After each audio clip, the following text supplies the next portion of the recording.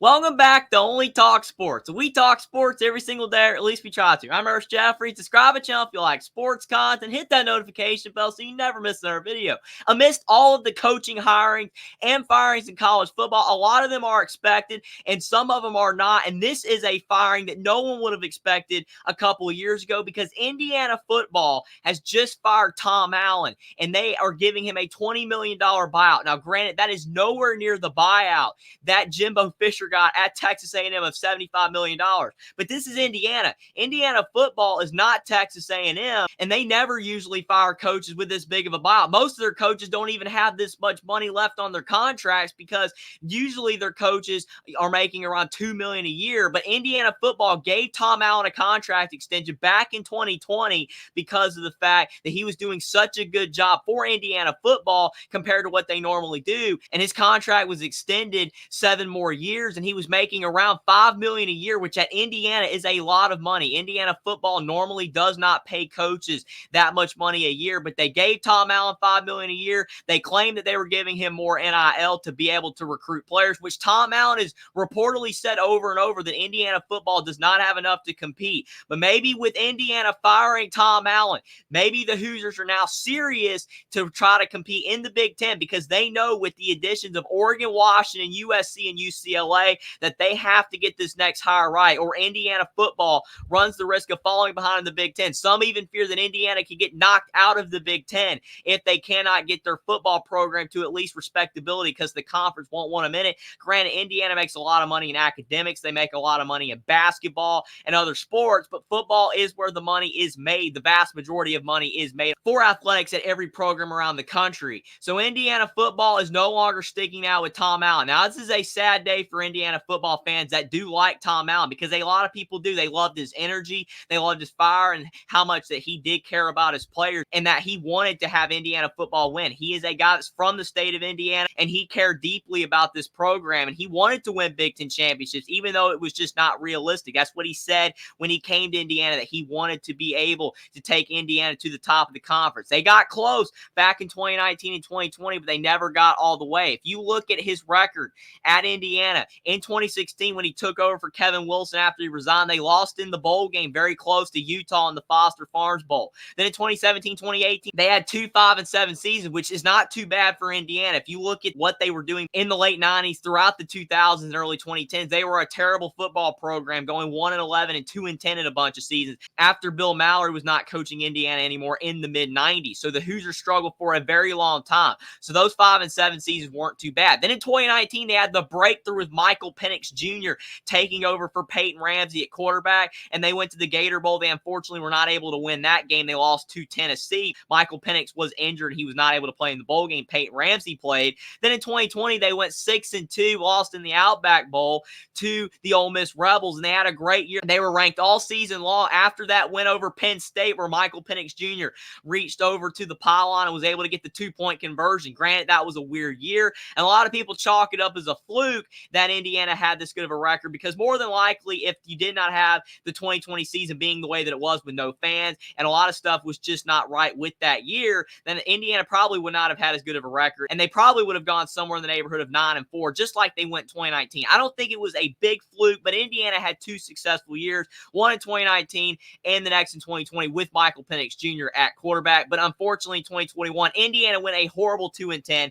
Michael Penix Jr. got hurt for the last time in Indiana, and then he moved on to Washington. And Indiana, the last 2 years, went 4-8 and 3-9, and they were 2-7 and 1-8 in the Big Ten. So Tom Allen's record after that 2020 season was 24-22. Now it's 33-49, and it's 18-43 in conference play. So his record regressed. It got a whole lot worse, and Indiana probably was not going to be able to improve on this. Some people thought Tom Allen could turn this around, but how was he going to be able to turn it around when you look at the changing landscape in the Big Ten? I've already mentioned the new teams coming in with all of this NIL and the transfer portal. Indiana's going to have to find a way to keep their own players. And even with Indiana firing Tom Allen, and maybe they can can hire a head coach right off the jump that will be able to try to keep the players that they have on the roster, some guys are probably still going to leave. So Indiana's going to have to work hard to try to keep the players that they have and try to get some quality transfers in the portal, because if they do not, Indiana is in big trouble becoming the bottom team in the Big Ten yet again, like they were for so long in the late 90s and throughout the 2000s. They've been a better program recently. Indiana's been around a 6-6 on average team for the past decade, but the last 3 years, Indiana was reverting back to their usual selves of being an abysmal football team. It stings for Tom Allen. I hate to see him go because I really like Tom Allen. He was actually one of my favorite head coaches in college football, just to watch on the sidelines for how much energy he had. I'll never forget when he chipped a tooth because he knocked heads with Devon Monster Matthews, a defensive player for Indiana, after they got a big win over Michigan in 2020. It was really awesome seeing what Tom Allen and this program looked like when they were having success. But Tom Allen just could not keep it going, especially once Michael Penix Jr. left. They had offensive line issues the last few years. Their defense, even with Tom Allen being a defensive-minded coach, their defense was even regressing. Indiana was not stopping opponents on defense. You look at their last 3 losses. They lost to Illinois 48-45 in overtime. They lost to Purdue 35-31, and they lost to Michigan State 24-21. And in all those games, their defense let them down. Their offense was pretty decent, but their defense let them down, was not able to win. So Tom Allen, he was not going to be able to turn the ship around. With all these new teams coming in the Big Ten, even with Indiana not having to play Ohio State, Penn State, and Michigan every single year because there's no divisions anymore, your schedule is going to be more balanced. I don't think that Tom Allen was going to be able to fix this. So Indiana did make the right decision. As much as I hate to see it happen, to fire Tom Allen, they have to move on to a different coach. Now, these are some of the coaching candidates that are out there right now for the job. Does not mean that any of these guys are going to take the job, but Jason Candle, he's the top candidate that everybody's saying, the head coach at Toledo. He is not an experienced coach at the Power 4 level, but he has done a great job in the MAC. I could definitely see Jason Candle getting the job and possibly having some success because he has done a fantastic job in the MAC. Chris Creighton, the head coach of Eastern Michigan, is another candidate as well. You also look at Jake Dickert. This one makes sense because you look at Jonathan Smith. He just bolted from Oregon State, went to Michigan State. Jake Dickert could leave Washington State and go to Indiana, join the Big Ten because of the fact Oregon State and Washington State have been left out to dry. No Power 4 conference is taking them in,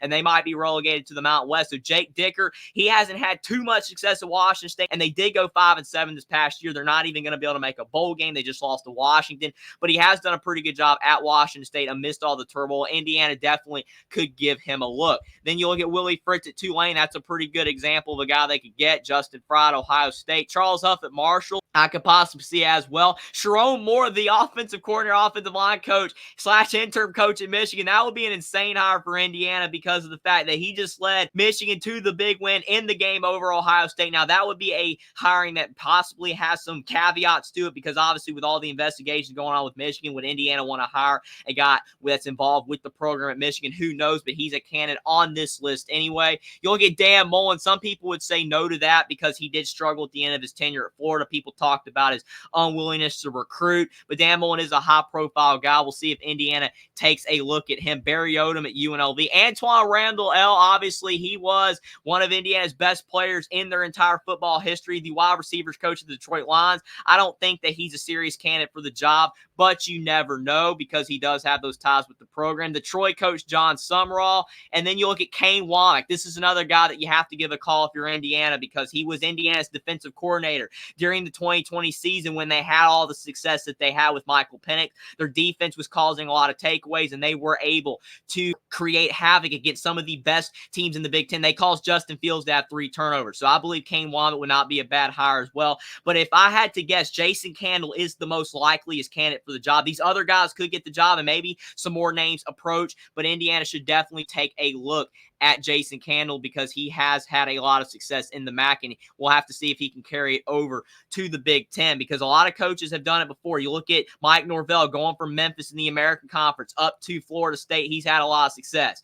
So we'll have to see what happens with Indiana. Let me know what you guys think in the comment section down below. Who you think the Indiana Hoosiers should hire to be their next head coach, whether you believe it's Jason Candle being the most likeliest candidate like I think, or whether it's someone else, and what you think about in general with Tom Allen getting fired. To reiterate, I am very very upset that Indiana had to fire Tom Allen. He was one of the most likable head coaches in college football. He tried really hard, but unfortunately, in this changing era in college football, just having Tom Allen's energy, it's not enough in Indiana. You have to be able to find a way to win games and be able to get players into your programs, even if you do have NIL limitations. But with Indiana firing Tom Allen with the $20 million buyout, it possibly is showing that Indiana football is serious about trying to compete in the Big Ten, but they have to make sure that their next hire is a good one, or this firing will end up being for nothing at the end of the day if Indiana football continues to lose. Subscribe to the channel if you like sports content. Like this video down below. Follow me on Twitter as well. Link is in the description, and I'll see you next time.